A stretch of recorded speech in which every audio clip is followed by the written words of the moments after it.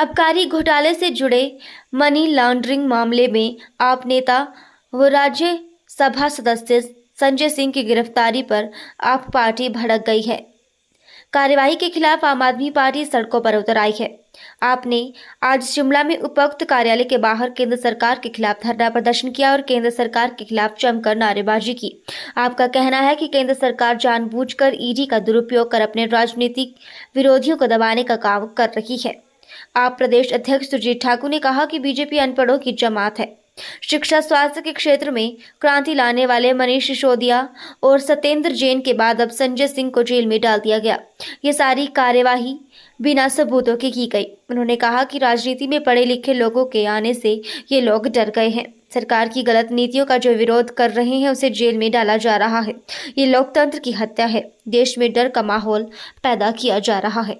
ये बड़ा दुर्भाग्यपूर्ण है कि जिस तरीके से देश के अंदर देश की जो हमारी मोदी सरकार है, जिस तरीके से तानाशाही रवैये से आज आम आदमी पार्टी के एक एक करके सभी नेताओं को जेल में बिठाया जा रहा है। कोई ठोस रीजन नहीं है, कोई ठोस कारण नहीं है।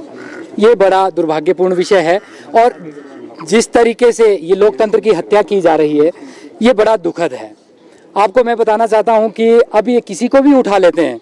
कारण क्या बताते हैं कि किसी ठग ने बोल दिया कि जी मैंने मीटिंग करवाई थी, मैंने बात करी थी। किसी के कहने से ये बोल देते हैं कि जी इसने बोला था कि जी मीटिंग करवाई थी, पैसे के लेन देन की बात करी थी। इस करके जो है सिर्फ इनके पास कोई और तथ्य सॉलिड वाला प्रूफ नहीं है जिस बेस पे कि आज आम आदमी पार्टी के नेताओं को जेल में डाला जा रहा है। बोलने के लिए तो हम भी बोल सकते हैं। मैं आज यहाँ पे खड़ा हूँ, यहाँ पे आप सभी के सामने, पत्रकार बंधुओं के सामने ये बात मैं बोल रहा हूँ कि मोदी जी को मैंने 15 लाख रुपए दिए, उठा लो उनको, डालो जेल में। पर नहीं डालेंगे। कोई बोलेंगे ठोस प्रूफ बताओ। कोई हमारा जो कानून है देश का वो बोलता है कि भैया कोई प्रूफ, कोई ट्रांजैक्शन तो हुई होगी। तो वही चीज हम भी बोल रहे हैं, हमारी पार्टी भी बोल रही है कि आप बताएं तो सही कहाँ ट्रांजैक्शन हुई, वो पैसा गया कहाँ, किसने लिया। कोई वीडियो, कोई ऑडियो रिकॉर्डिंग आपके पास होगी। किसी के भी बोलने से आप किसी को भी उठा लेंगे और चुने हुए प्रतिनिधियों को उठा रहे हैं। इनको और कोई डर नहीं है। इनका कोई भ्रष्टाचार को खत्म करना इनका मकसद बिल्कुल नहीं है। इनका मकसद सिर्फ ये है कि जिस व्यक्ति ने देश के अंदर शिक्षा की क्रांति लाई वो है मनीष सिसोदिया जी, उनको जेल में बिठा दिया। क्योंकि ये पढ़े लिखे लोगों से डरते हैं। ये अनपढ़ लोगों की जमात है, अनपढ़ लोग हैं। चौथी पास इनका राजा है और देश को जो इस टाइम पे चला रहा है।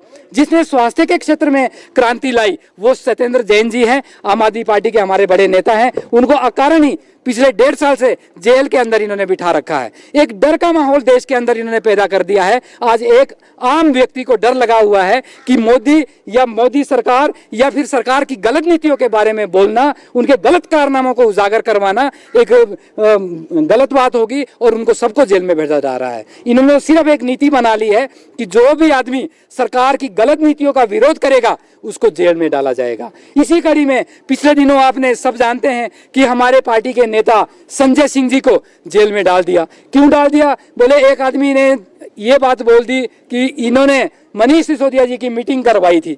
अरे भाई, हम तो पूछ रहे हैं आपसे, पिछले 1 साल से लगातार हम इस बात को पूछ रहे हैं कि घोटाला हुआ, कितनों का हुआ, कितने पैसे लिए गए, कहाँ हुआ।